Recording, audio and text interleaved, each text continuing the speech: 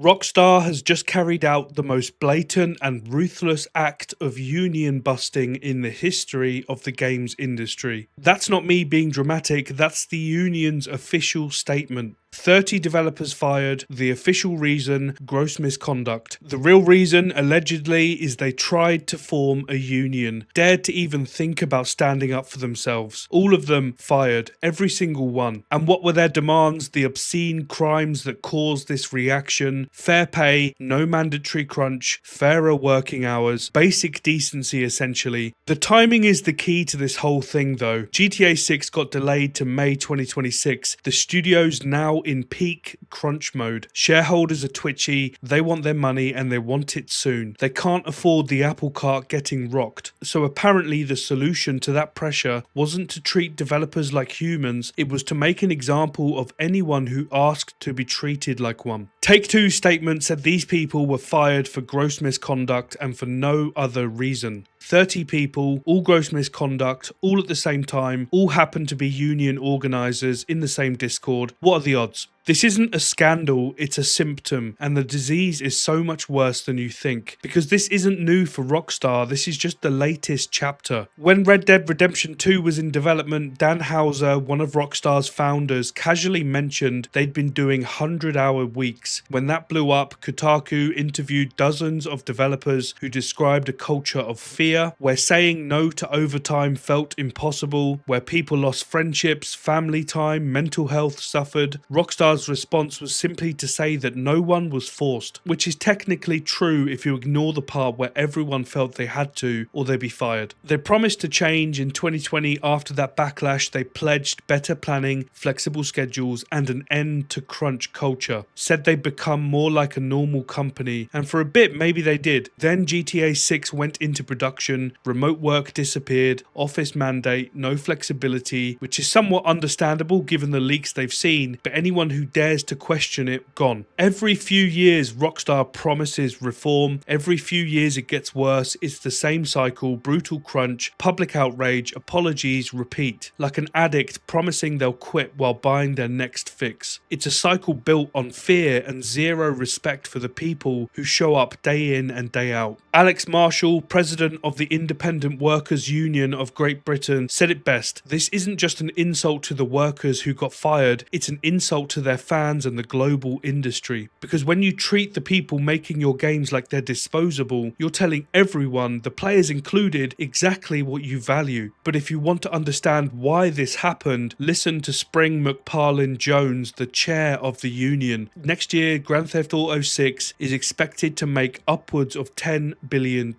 That's enough to end world hunger for a year. Such a flagrant attack on workers' rights from such a valuable studio sends a very clear and shocking message to the world that money matters more than people. $10 billion, that's the projection, and 30 people asking for fair pay and reasonable hours was apparently too much of a risk to that. Because that's the disease. Once your studio answers to shareholders instead of the people making the games, this is what you get. And Rockstar's just the most blatant version of what's really rotting AAA from the inside. Don't believe me? Well, let's talk about Strauss Zelnick, Take-Two CEO, Rockstar's parent company. In 2023, he made $43 million, double what he earned in 2022. And do you know what else happened that same year? Take-Two announced a $50 million cost reduction program, corporate speak for layoffs. They paid one man nearly as much as they saved by sacrificing hundreds. The worst part is that $43 million of Zelnick's pay predominantly comes from things like recurrent consumer spending, essentially microtransactions. Every shark card in GTA Online, every My Team pack in NBA 2K, every time someone spends money on digital rubbish, Zelnick gets a little bit richer, and when they don't sell enough, the workers get fired. And that's business, I guess. And sadly, this isn't unique to Take-Two. It's the same cycle across the industry. Studios overhire to hit a deadline, to ship a game, hundreds of contractors, temps, anyone with a pulse, get the game out, then fire them to boost margins for the next investor report. Rinse and repeat over and over. And before each one they promise, we're not doing layoffs this time, then they do. The cycle doesn't stop because it's working exactly as designed. Investors get their returns, executives get their bonuses, workers get their redundancy notices, the cycle repeats. And those that aren't laid off are suffering for other reasons. Burnouts become the industry standard, developers are leaving in droves, some moving to different careers entirely because at least there they won't be asked to work 100-hour weeks and then fired 6 months after making the company hundreds of millions. Michael Dowse, Larian's publishing director, summed it up perfectly. If public, panic, become safe, which is dangerous. Once your studio goes public and answers to shareholders, you're not a game developer anymore. You're part of an investment portfolio. And portfolios don't take creative risks. They chase quarterly returns. They cut costs when projections dip. They fire people to keep stock prices stable. That's the disease, prioritizing investors over the people actually making the games. And when that's your system, you get Rockstar firing 30 union organizers. You get an entire industry eating itself alive to feed shareholders who'll never play a single one of these games. But not everyone's caught this disease.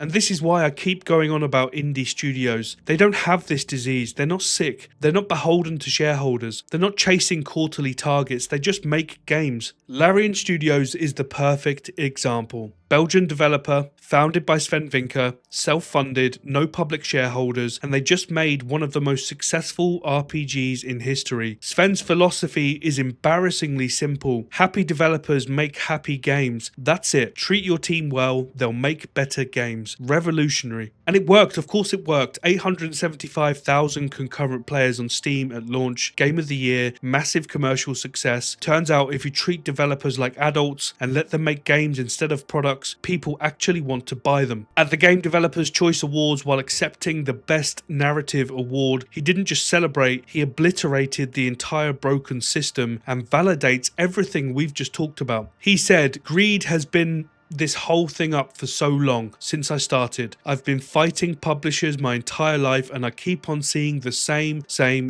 mistakes over and over and over. It's always the quarterly profits. The only thing that matters are the numbers. And then you fire everybody and then next year you say, I'm out of developers. And then you start hiring people again. And then you do acquisitions. And then you put them in the same loop again. And it's just broken. You don't have to. You can make reserves, just slow down a bit. Slow down on the greed, be resilient, take care of people, don't lose the institutional knowledge that's been built up in people you lose every single time." He's right, and he's proven it. So while Rockstar's just fired these union organizers, Larian made Game of the Year. While Zelnick's collecting $43 million, Sven refused to make a DLC his team doesn't care about. Fear-based studios produce safe games, formulaic sequels, live service slop designed by committee to maximize recurrent spending. Freedom-based studios produce Baldur's Gate 3. Games with bare romance scenes because someone thought it would be funny. Games where obscure quest branches get the same care as main storylines. The cure exists. Larian proved it. You can make massive, ambitious games without destroying your team. But AAA will ignore it because the disease isn't a bug in the system, it's literally the business model. Zelnick's $43 million depends on that cycle continuing. The quarterly profits depend on it. Massive financial institutions and investors depend on it. The whole rotten structure depends on treating developers like spreadsheet numbers and players like revenue streams to exploit. We can keep pre-ordering GTA 6, keep buying shark cards, keep proving the model works, or we could actually reward the studios treating people like humans. I know what I'm doing.